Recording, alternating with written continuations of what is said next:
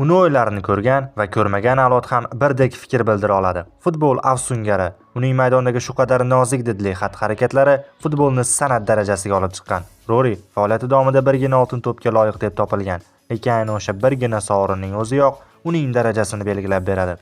Uni Barsadagi, Milandagi va hattoki PSG libosidagi harakatlari ham haligacha futbol muxlislarining yodidan ko'tarilmagan va hattoki Braziliya libosida vatani uchun qilgan ishlarini o'sha diyor muxlislari hech unutmaydi.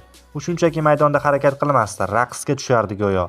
Uning o'yinlarini ko'rgan muxlis go'yoki to'xta, futbolni shu o'ylab topgan deb yuborardi. Haligacha nedir maydonda uning nozik o'yinlarini izlayman, ammo hech da topa olmayman, chunki uning muallifi bitta, Ronaldinho edi.